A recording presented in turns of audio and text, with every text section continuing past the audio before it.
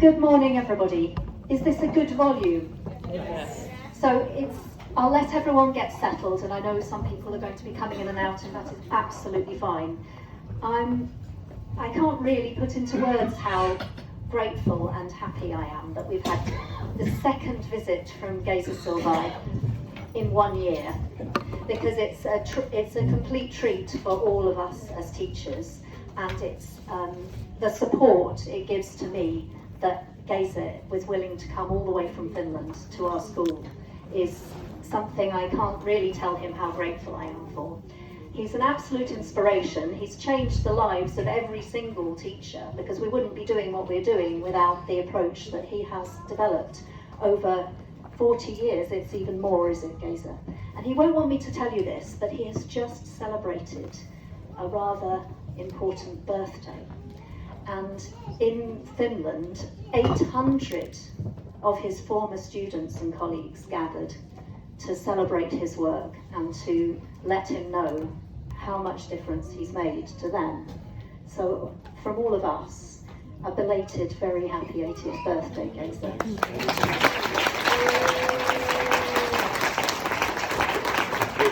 Dear parents and dear children, I'm a normal grandfather, nothing else.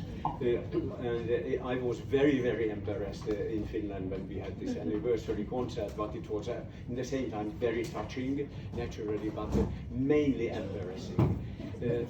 Dear colleagues, I have got all parents. I got now several questions, and I very, very much appreciate very clever, very dear questions. And that was, I think so, Rachel had a good decision that we had it in a written form, because if you ask me, I have to quickly, can be embarrassing, and then I cannot give you a proper answer. I prepared some answers, but I had time to think of your questions, really, and please know that my answer, I am not more clever than you. The only difference that I am 80 years old, but I am not wise enough. So if I try now to answer, please don't take it that it is sure. I have ambiguities and I have questions. All my life I had this. And those questions, there is only one question which is not a normal question. All those problems I lived through as a parent, as a grandparent, as a teacher, as a principal of a big conservatory where I had 150 teachers, 50 full-time teachers, 100 part-time teachers, and I had something like 2,000 children, pupils. That means 4,000 parents and grandparents. So that is my only authority, this 50 years what I was doing in work. But now I will, Rachel said to me that I should not waste time with the reading, but if I don't read the question, you don't know what I am answering for. And so, could you tell us about your own musical education in communist Hungary and how this impacted the development of the Kallisnik approach? That was, this is historically who I am. In my time, I started to play the violin when I was 5, so it was the late 40s after the World War. In Hungary, music education, violin, it was almost free of charge.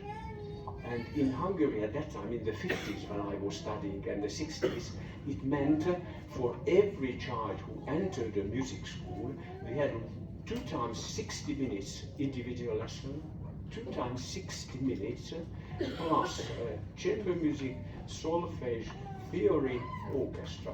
That was the way of life. So that was, and it was free of charge. Now you would think so that this was the state. No, it was not the state, it was Kodály. The person, he was at such an authority that he could make this, that in Hungary, in every school we had choir, orchestra, it's every day was a music lesson, every day. And Kodály proved that the music lesson in every day, it will motivate all the other subjects. And he did it. So there was no problem with the children. Mathematics, biology, history was very, very good in everywhere because music was motivating the children. Now, what is the negative, what is the shadow in this music education? It was very competitive, very. So to the university, only those people could get in who won already competitions. So that was very, very, there was a pressure on the parents and there was a pressure on the pupils if they wanted to choose this profession. If they did not, then it was a fantastic thing.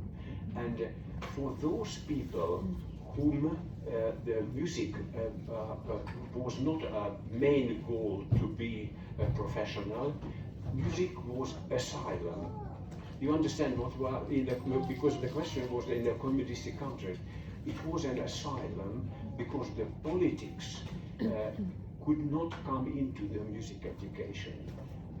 The ideology could come into the normal life and history and all those things, but music was not. It was a time where people could really enjoy life, and that was interesting that in Hungary, music and sport, these two activities which were working like asylum. And this is the reason at this time parents, they wanted their children to be a footballist or the music. That was very interesting.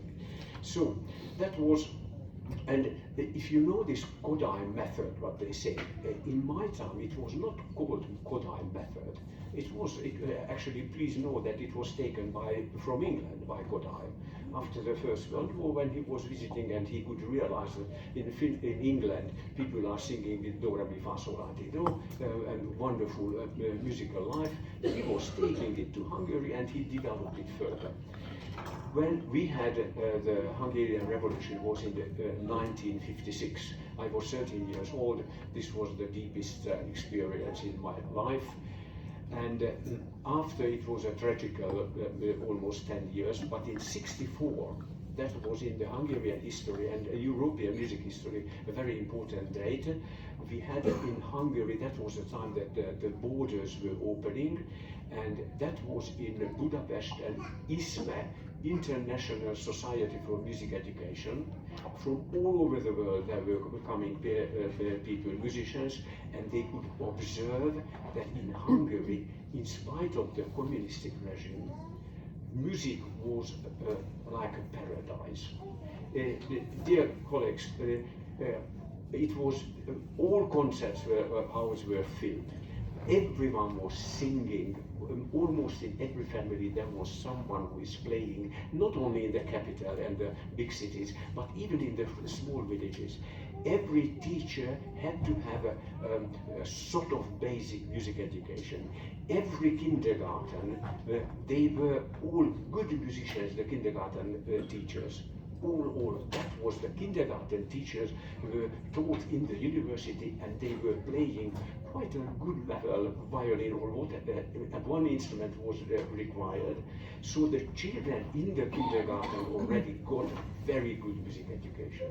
That was, and I am not exaggerating it now, that was at this time. And what singing, naturally singing was for us the most important. Hungary was poor, the instruments were not so good, but the singing voice and singing after the hand signs, that was something what we enjoyed.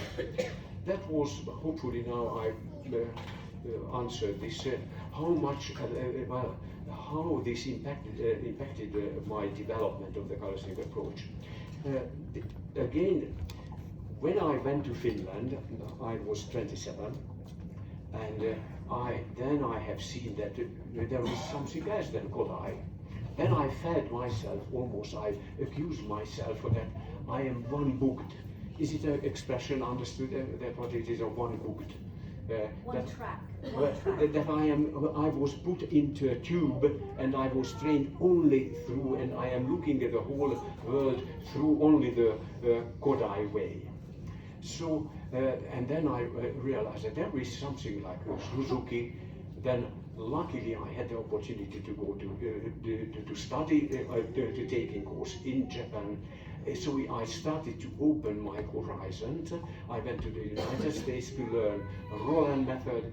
Nowadays, if we are now thinking of instrumental teaching, there is only traditional teaching, which is wonderful, Suzuki teaching, which is wonderful, Roland teaching is wonderful, and color string is also wonderful. And so when I went to these courses, I was really hunger, and I wanted to learn more.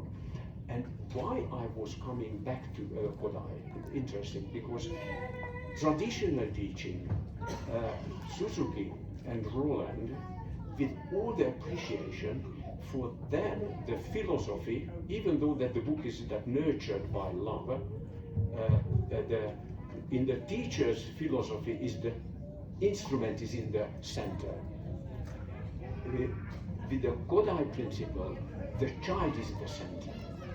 And this is such a big difference, and I, as a late 20s or almost 30 years old, I realized, and I was lucky because at that time my child was born, and I made the color string actually for my own child. I realized that it's interesting that Suzuki and Roland and traditional teaching, if I say so, domesticates the child towards the expectation of the instrument. Is it understandable if I say? Kodai domesticates the tames or domesticates the instrument to meet the child's needs. And this is a big difference, isn't it? So in the Kodai, is this the children is in the middle. And then, so it is, I would say that more broad. It's not better, but it is more. It is like a culture, because it is not only a method. The method is a little bit narrow. The Kodai principle, the Kodai way, it is the child will learn. Not only the child is considered not only as a future violinist, what I believe that Gabriella will be a good violinist soon, but the whole, the Gabriella is in the middle, and not only her violin playing. So that is the difference, and I, as a young father, I could realize it, so then I went and tried to make this Kodai principle to translate it into the violin. Hopefully this was the very important question and long answer. What are the most significant things that children have taught you while teaching them? First, when I read it, I thought that a Finnish language, that was my first, because I could not speak at all the language, so I learned. But then, now I am not exaggerating, dear friends, that was the first time, because when I was in the university, in the academy, I never thought that I will teach. No, it was not everyone. I was immediately after the diploma, I had a place in the orchestra, and I had a very good and at that time a famous string quartet. I did not think of teaching. What these children, whom I could not speak, Finnish children, taught me responsibility. That is, and I'm not now. I am wise after 50 years. But that was, I have to be in time, and I realized that this child who is standing in front of me is depending. The future of this child depends on me, and that was the responsibility. Am I good enough? Do I prepare the lesson for this child? I am not improvising when I am going to the lesson. I think that what can I do for that he is better. So the responsibility. This is what actually, if you are a musician and you are playing in an orchestra, you have no responsibility because you play and you follow the conductor and you are playing with the others. But there is not such a thing that a child, a human, is dependent on me. So for that is for the teacher. Therefore, this teacher, if you take a teacher the responsibility, you are a very useful member of the society because you are giving to something like a doctor, like a medical doctor. So this responsibility, what was? And then the interesting thing, because the question was nice, if you look at my books, violin books, I was naturally at that time there was no computer. I was doing everything, all illustrations, and the crochet, the quarter note, if you know, it is an auto because of the bow speed. I am very clumsy with drawing, so all my autos were in this direction. All my trains, the train is the 8th note, were, because I cannot put a train in this way, auto, only this way. And then a 5-year-old boy said that, how interesting, I am reading in this way, and this, the traffic is going in this way. 5 years old. And then, well, I have to go, if you look at the first published 77 violin book, all the trains are in this way, and now in 78 we changed them. Another thing, this is a question for musicians. You know what is alla breve?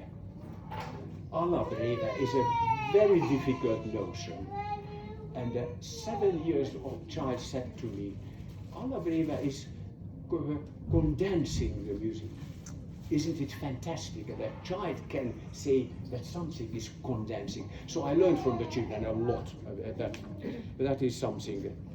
Then another question. For a small country, Finland has a significant representation on international concert platform, particularly conductors. Why it is? I would say it is because the nature of the Finnish people. Verbal communication is not the Finns' best. They are not talking too much.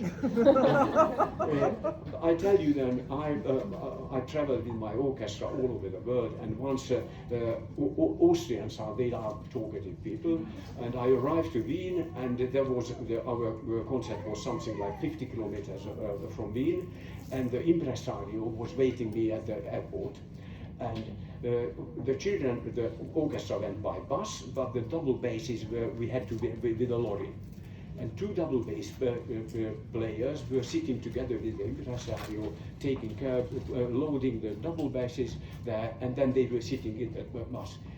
I arrived to the concert place, the impresario was coming later and said, Géza, I have never ever in my life experienced. It was 1 hour time, and these 2 boys did not say a word. And I tried to say that, they said, And then I asked these 2 boys, the dear boys, why did not you talk? And then there was no subject. There was not a subject. So the Finns are not talkative, but they have a hidden need to come out with the emotions, and the music is one which makes it free. Writing, they have a very high level. Literature, painting, and composing.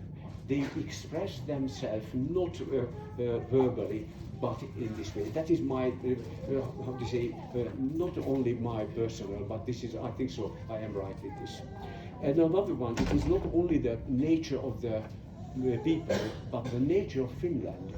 The Finns are living very near to the nature. Everyone has a weekend house somewhere near to the lakes. And Sibelius, you know, when you listen Sibelius music, it takes you into Finland immediately. You can almost feel the lakes and the forests and everything. Like Elgar. Elgar is talking for me. I am in Britain when I'm listening Elgar. I feel these hills all the time. Or if you listen Grieg, you are in Norway. You feel it. And just an interesting thing that Sibelius' granddaughter is a good friend of mine, a violinist, and she said that they used to be always at Grandpa during the summers. And Sibelius house is something like 30 kilometers from Helsinki, and in the woods. And then they were playing in the woods, and they were coming, and Grandpa was asking that, what did you hear in the woods? And the children said that, nothing, Grandpa. Go back and listen. So that was this, and so the nature, the Finnish nature, I think so. It's a good green, I would say, with today's expression, a green atmosphere which inspires to be good musicians. Because why so good conductors? The good conductors, I think so, because we had a guru. Old man, he's still living, he's more than 90 years old, and he was a trainer for all these famous Finnish conductors. I have a small contribution to this. 2 or 3 conductors were my students and were playing in my orchestra and starting to conducting in my orchestra. So this Gardening is contributed to Finland without doubt.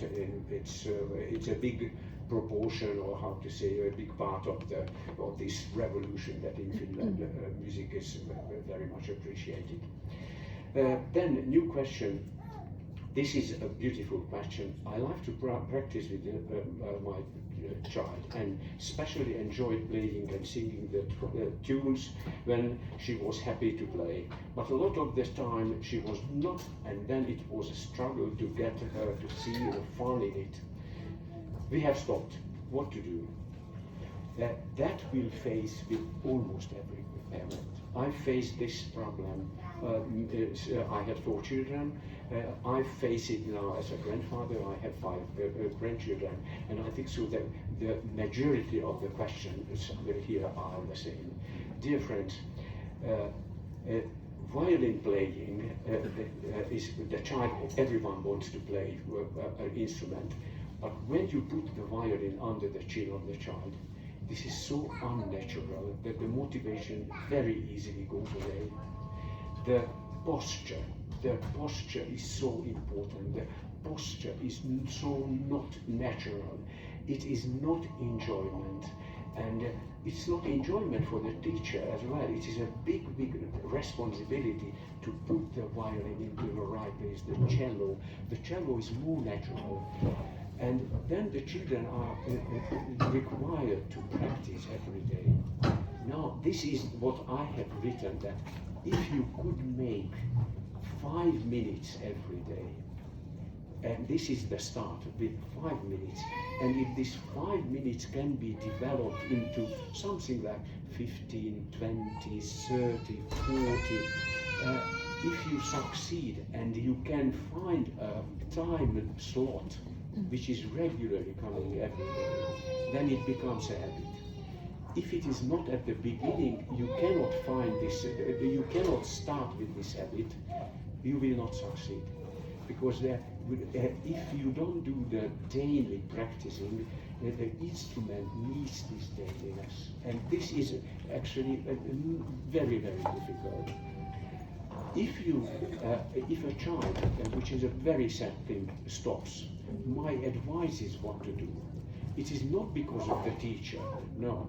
But then I always ask, I was a principal in this big incident, the first thing, change the environment, and it means change the teacher. So that I went always to the teacher to talk with the parents, that it is not we are not blaming you. Something happened with the child. Have a try with another. Maybe another person can give you more ideas or something.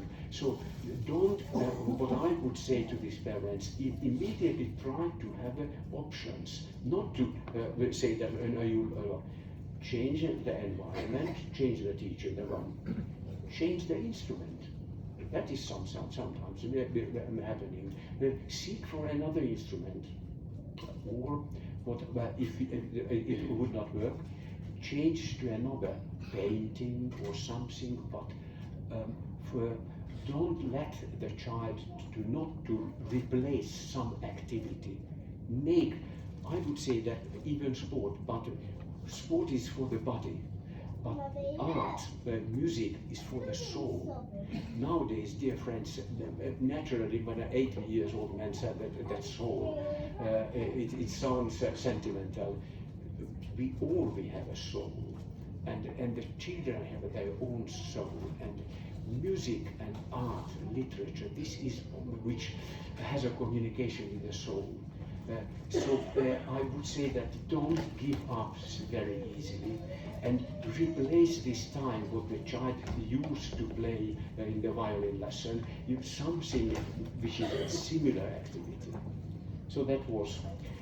Then one, from memory or from note? This is very usual question, dear friends. And I'm coming from a country where the gypsies are playing fantastically. They are all Paganinis, they are all Yehudi Menuhin, all. So they are fantastic on the violin, but they have a limit. They cannot play chamber music together because the reading is not there. So there is a limit. Fiddlers are fantastic and they are doing, but if you want to make a new rhythm or a contemporary music subject, they cannot do it because reading will open the door for every gender. If you start something without reading, then it is artisanship. The reading makes it art. And this is not me, but this is a Czech person, Comenius, you know the name, Comenius, end of 1600, says that when we are teaching, it should not be only one sense, like imitation. It should be, the good teaching is connecting many senses, and one is through the eyes, the intellectual. Nowadays it is already, this Comenius is proved already, that when you are reading, both hemisphere of the mind, of the brain is working. If you are imitating only part of it, so it is not anymore actually a question. Kodai was a little bit too much emphasizing the reading. He said that don't take any instrument until the child can read.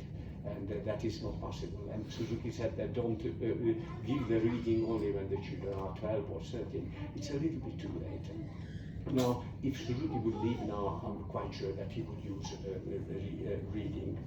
So the more senses, naturally, the memory playing is wonderful, but the note reading is important.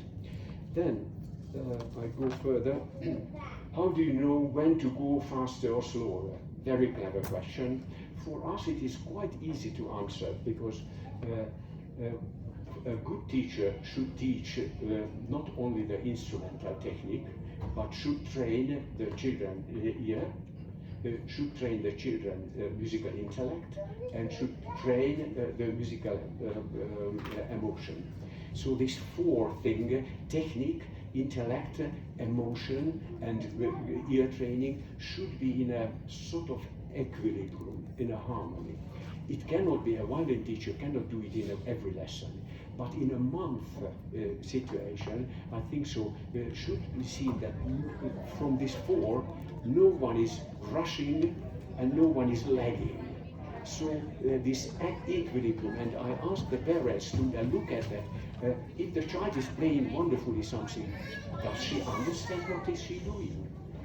So they understand it, and is she putting here emotion when she is playing?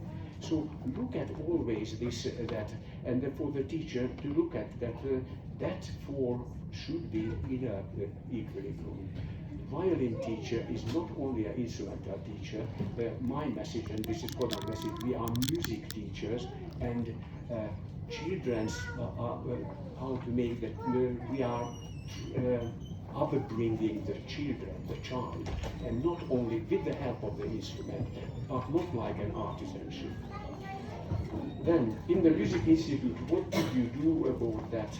Did everyone keep in the same year's group? It was not a difficult thing for me in the institute, because in the institute we had every day I had 4 lessons for each child, so I had no problem with the children. But when you have not so many times that if you have only once or two times in the individual lesson, then naturally those children, I don't say that the most talented, no, the one who has very big support from the parents and the one who has a quick ability, where the talent is more obvious, they will go further. Those children who are equally talented, but the talent is a little bit down and the teacher has more time, should have more time to bring out, then they are lagging behind. Then there will be a deviation between the members of a group. How to make this, how to help that there is not a big deviation. Friends, what I said is a very practical thing, and I did it for decades in Finland. When I could see that a child had a parents, a doctor and a lawyer, they had no time, the child was interested but could not practice, the parents were not working at home, but they were not at home.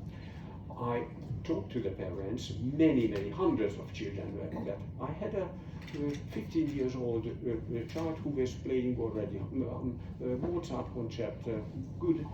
I said that, can you go to this child to home and practice with this child 2 times a week for 30 minutes or 40 minutes, and you will get €5. This will be a win-win situation. The 15 years old violinist learns how to teach a little bit. The child, she goes home, will be helped, and I made this that all my teenagers were helping those who were starters, beginners.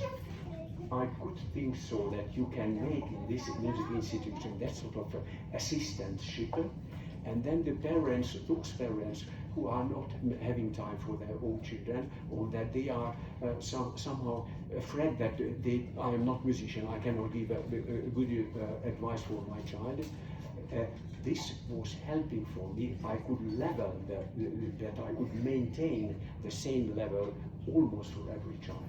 So this was a very practical thing what I could do, and I say again, it was a win-win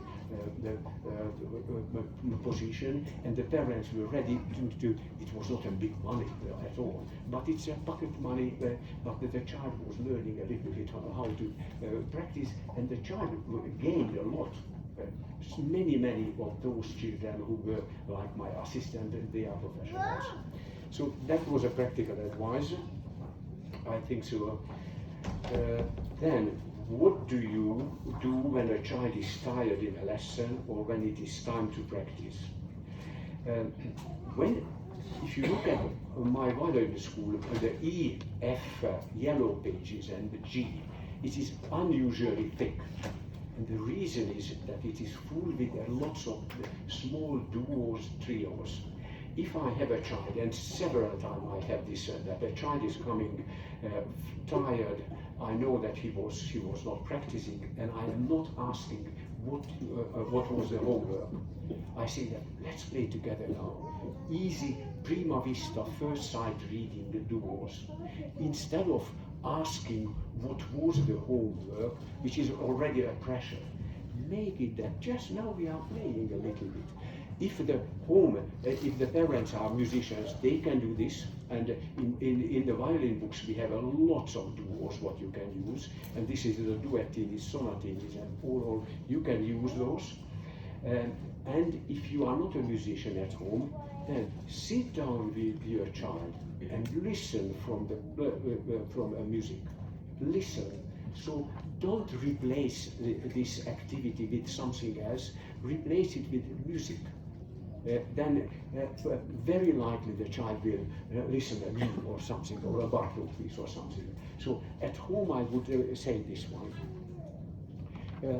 Then hopefully I answer these questions.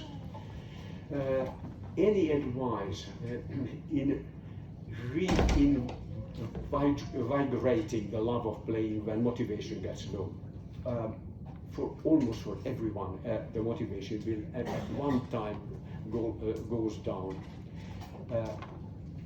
Social environment, that is, I had always in my institute, for me, 4 level orchestras. The children had their friends, the parents had their friends there, and every year, dear friends, we organized without exception something traveling to Lapland, traveling to something, how to say, award, something bonus. It's not enough that there is an examination. I would say that plan for every player a little group, this means environment, and plan with the help of the school and the parents something for the summer, a camp together somewhere, not in London, but somewhere else. That is always something award or something bonus for the children. I succeeded very, very well with this. So the environment, because the problem is that if the child is in the school and he is on the only violinist, it's not good. She has to grow up with the same children who like violin playing or who like music. So the music school should give this environment. One day in the school is not enough. They make it holidays, fill it with music. The environment, this one. What is your idea of the future of music in the world? It's I am very, very, how to say, pessimistic, because in the normal schools, the music disappeared altogether. I consider it as a suicide, a cultural suicide. For instance, in Finland, in a music school, in the normal primary schools, there is no music at all. No, their children are growing and doing A-level and going to the university without ever listening Bartok or Beethoven or Mozart. So it's sad. Luckily, dear friends, it is unbelievable. The European culture will be probably mended from Asia and from Latin America. Sorry if I say this. We Europeans, we do not appreciate our own culture, and they appreciate it more than we. So it's for me very, very, very strange.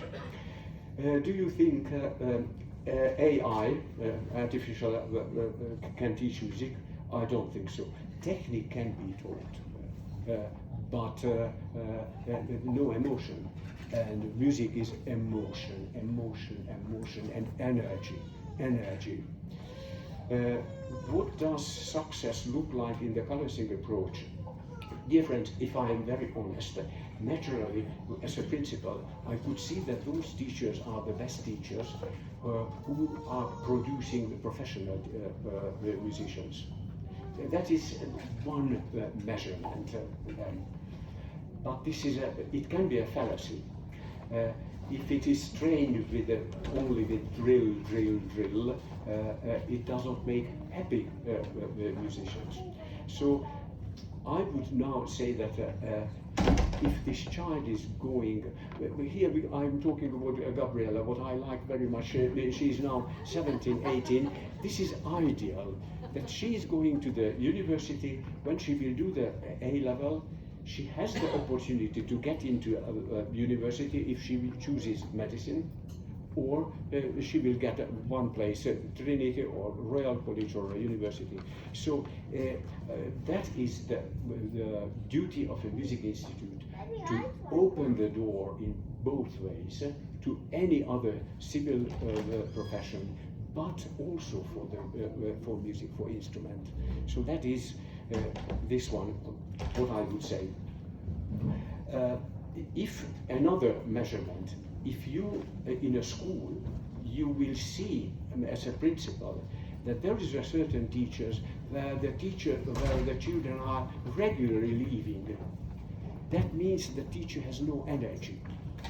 And it is not to blame, but then because our teaching is giving energy to the children. So that is probably answer. This is now one very interesting question. That is interesting. Both the musical and technical approaches of color strings are good. I worry a little, however, about teaching notation to the children at such late stages. Consider that in the UK they are faced with the competitive scenarios in schools and in local orchestras they want to join. How does Carlsen propose the teaching of sight reading notation, and at which point would this be optimal? This is a very interesting question. Géza, just to say that the lady who asked that question I don't think is in the room, but there was a language problem, and she didn't mean sight reading, she meant the notation. But it's friends, this is interesting because very important to tell to the questioner that the Carlsen notation is in line with a normal notation. There is never ever against, and our children, when go to the orchestra, they already read. There is no problem with this. And then, dear friends, then it's for all. The Carlsen notation enables you to do things what with the normal notation you cannot do. Shifting is coming much earlier, and you visualize what is a shifting. You visualize those things which are coming after when the children are 14, 15. So they will be much, much better readers actually at a little bit later stage than the others. Then, may I say one more thing about this? Yeah, No, yeah. You're okay. I think the playing can wait. No, this is Tanya. Your question, yes. About the notation. What happens? Can I say one thing? Because perhaps you'll have something useful to say about it. What happens because the notation in colour strings is built up in a like you say, in a clearer way, so everything is not there on the page all at once, but you're able to teach much more advanced things because of the clarity, and things are able to be explained much more. What happens, of course, is that at some schools or out in the big wide world, orchestras, things to join, and the notation is traditional right from the start. So what we find is that as teachers, I'll say for myself, that if you have anything to say to parents, because I think it's usually possible to get the music from the schools and to make it into colour strings notation, but there's a little bit of extra legwork required. But this is what happens, and it's something I'm quite honest about because it's something that's recurred the entire time I've been teaching colour strings. Well, this is not a problem in Finland because when the children are finishing book D, then they read better than the others. It's only So right at the beginning. Yeah. Then here, how do you keep up your child's enthusiasm? That is again create the environment. Again, that was already a question. What advice would you give for parents who cannot afford to pay for instrumental lessons? This was very interesting because I am from Finland, and actually, honestly, dear friends, I did not meet in Finland when I was almost 30 years principal, that someone could not pay the fee. The fee in Finland is for 35-week teaching is 700 euros, 350 for autumn and 350 something in the spring. So almost 750. The problem is that to buy the instruments, that is more. And interesting, friends, I experienced this. That I have 4 secretaries, and the one was who was responsible for this to have the fees. And she said to me always that those parents who are not paying, they are coming with Mercedes and Jaguar, and those people who are coming from a very modest family, they pay beautifully always. So it was not, in my experience, it was not the financial status of the child or the parents who were paying or not. What I could do, I could see the families, poor families, who pay the fee, but then after 3 children in the same institute, the third child was free of charge. That was, they got everything. The second child had 50% off, and the third child was free of charge. Then, dear friends, probably you can do it in England too. I connected with the local Lions and the local Rotary. And these organizations were helping. I collected those parents who were very motivated, and the children were motivated. I had the list, and Rotaries and Lions were helping regularly, yearly, these people. We've had some fundraising concerts. So this is something that you can do. Any advice for children who cannot pitch match vocally? How do you train their ear to match a sound with their voice if they can't hear it? This is interesting. Many and more children cannot sing, and then please, dear parents, blame yourself. It means you are not singing at home. In my time, singing was a very natural thing, but nowadays, life has been changed. People are not singing. Even a child thinks so that my father was drinking too much, that they're starting to sing. Or then you are singing Christmas time, exceptional. We were, please, families, mothers and fathers, remember that singing is like talking. It is an exaggerated talking. It is communication, and you have such a fantastic. Every child, has a background, folk music, nursery songs. So please, what I would say to the teachers, when you realize that the child cannot sing, don't insist that the child sings. You, teacher, please maintain your singing, and you will see that after a month or after years, the child will sing. That I can say that it has happened in my life many times. Don't force the child to sing, but you should sing, and one day the child will answer you by singing. How can you help young performers who get stage fright or are very anxious about performing in front of our audience? This is again happening many times. This is let the children play almost every day. Ask them when you have visitors. Ask the child, can you play this little piece? Make it. You can get rid of the stage fright if you do it many times. Please do it. Then I say very intimate. I have a child who was a cellist, and when he was using A level, and he had the opportunity to go to the academy, and he said to me, "Father, I am not happy on the stage. I don't want to go to the academy. I go to the medicine." And he is a medical doctor, but plays regularly the cello. And so, my son played many times, but he said that I am not happy on the stage. So ask your child. If the child is not happy, don't force it. Don't force it. And this is the last one, which was already that I would love to know more about developing a daily habit. Dear friends, this daily habit is very difficult, but I learned actually in Australia, which is a wonderful country, that several parents are starting the habit before the children are going to the school. In Finland it is difficult because it is so dark. In Australia it's always sunshine, even early morning. But this is something what I think so you should consider, that before school, the afternoon is so hectic and you are not. Before school, if you have 10 minutes and then this habit is coming, then it would help. Before school. And then the last one. About not rushing, when to challenge and stretch, when to consolidate for enjoyment. Dear friends, violin playing, we cannot say that this is altogether enjoyment. But please consider that what a violin teacher is, or what music, sorry that I speak violin, but the cello the same, the viola the same, piano or flute, every instrument. I try to put here, the children are learning discipline, regularity, concentration, social activity, emotions, memory, coordination. How many things what other subjects are not giving.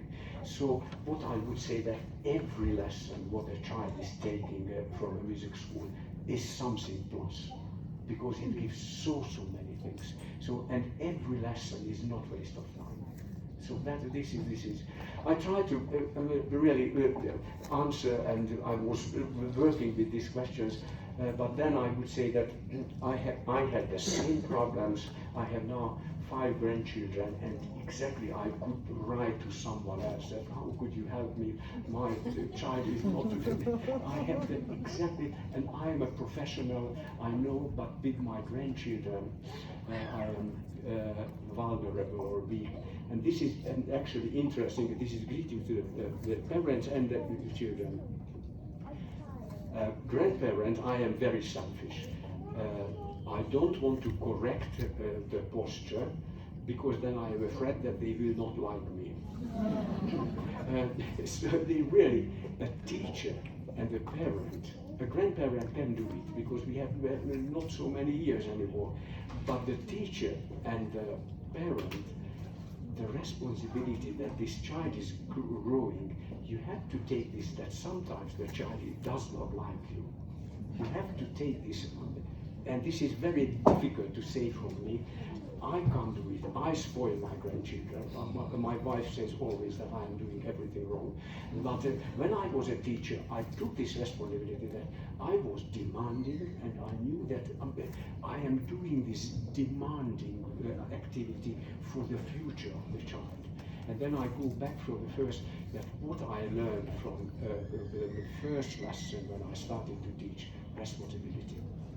A grandfather is not anymore responsible for the child. I can be loved by the children, but if a father and the teacher is responsible. So then, dear colleagues, I would want to say that no time is wasted when you are doing it. And if the child is finishing, be happy that was 1 year, 2 years, so it was no waste of time. Thanks for the questions. And thank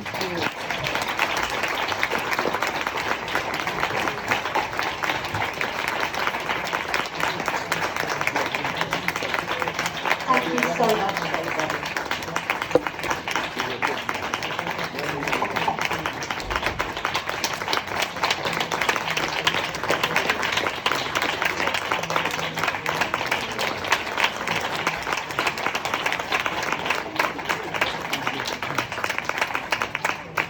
many thanks.